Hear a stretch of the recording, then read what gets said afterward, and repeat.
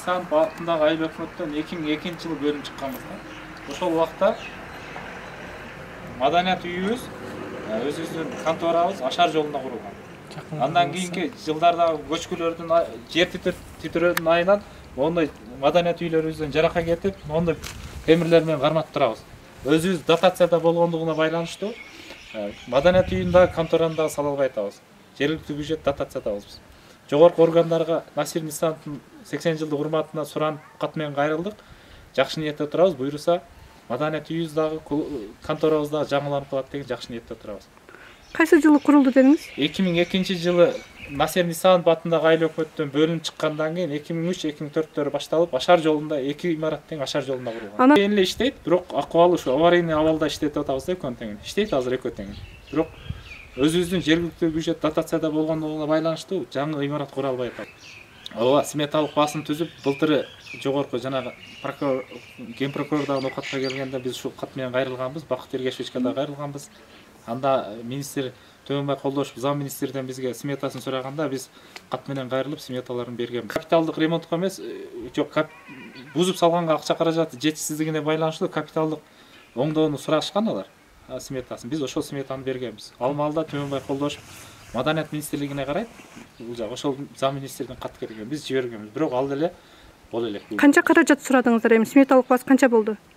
Сметалык баасын азыр эсиме чыгып калыптыр баасы.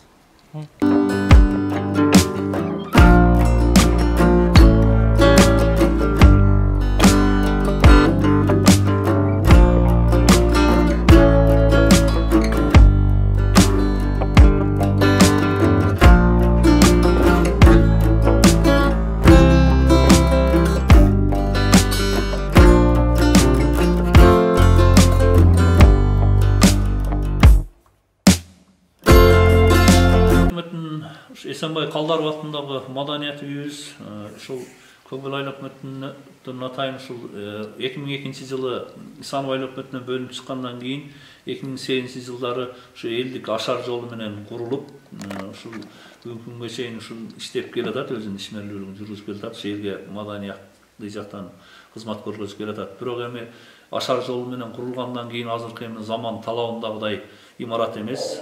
Өзүңүздөр көргөндөй полдорубуз чирип, буга чейин дагы бир эки жолу алмаштырдык. Дагы ушу чирип, ушундай эмес чатырынан дагы суу өтүп бар жерден.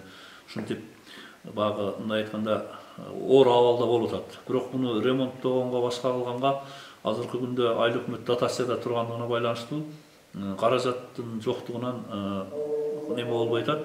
Бирок айыл өкмөт тарабынан атайын бир проектлерди, долбоорлорду издеп неме кылып атабыз. Эгер мүмкүнчүлүк болуп калса, ошол проектлерге өтүп, долбоорлорго өтүп калган болсо, жаңы заман талабындагыдай маданият үйүн курабыз деген ниеттерибиз бар.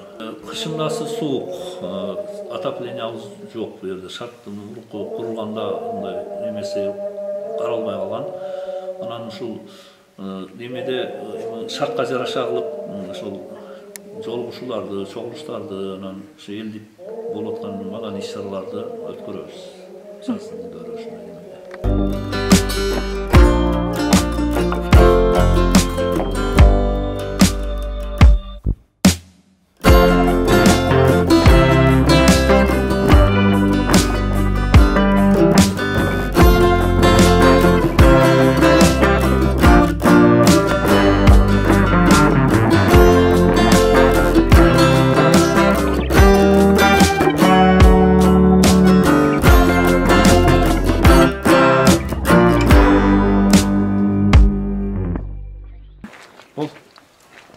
Бул айыл өкмөтүбүздүн имараты, бул имараттагы экөө бир эле 2002 жылы бөлүнүп чыккандан кийин экөө тең Ашар жолунда курулган.